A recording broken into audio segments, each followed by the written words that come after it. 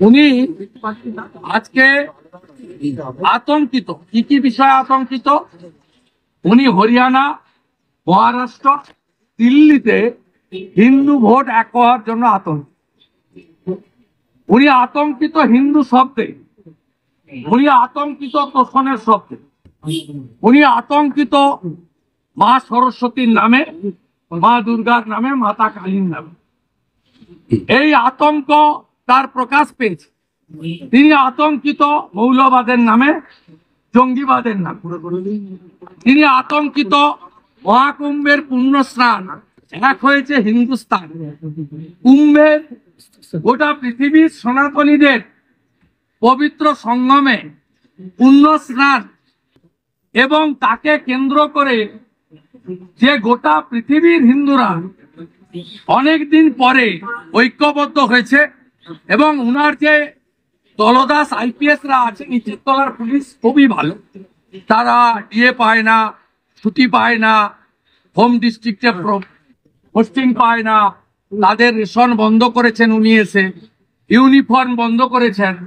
উনার আগে নন গেজেটেড এবং পুলিশ অ্যাসোসিয়েশনের অধিকার কেড়ে নিয়েছেন। তাই নিচের তলার পুলিশ খুবই ভালো, কিন্তু দলদাস আইপিএস চটি চাটেন। তারা যা রিপোর্ট ওনাকে দিয়েছেন, আইবি রিপোর্ট, তাতে পশ্চিমবঙ্গ থেকে কয়েক লক্ষের বেশি হিন্দু গিয়ে ওখানে, এটা 1 কোটির উপরে 2 কোটি হয়ে যেতে পারে, স্রোতের মতো গেছেন হিন্দুরা। এবং তৃণমূলের অনেক পরিচিত সাংসদ, প্রাক্তন রাজ্যসভা সাংসদ, তারাও ঢুকদার ছবি ছেড়েছেন, বাধ্য হয়েছেন। তাই মুখ্যমন্ত্রী আজকে ভয় পাচ্ছেন কুম্ভকে দেখে।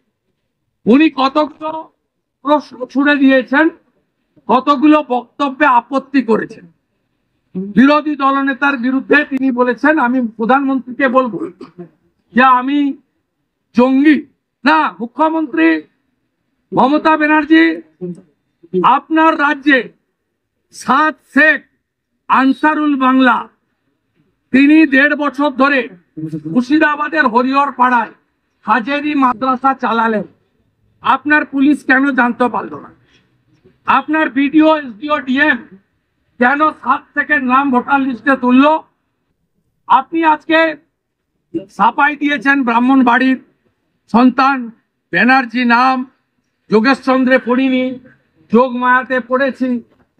আজকে আপনার বক্তব্য একটু অন্যরকম ছিল।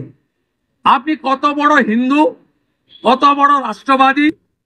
আপনি মুসলিম নয়, আপনি মুসলিম লীগ নয়, আপনি শোষণ করেন না, আপনি মৌলবাদ করেন না, আপনি এসব আপনি চেষ্টা করেছেন, কিন্তু আপনি আপনার নিজের বক্তব্যে আপনি পার্মানেন্ট ড্যামেজ হয়ে গেছেন।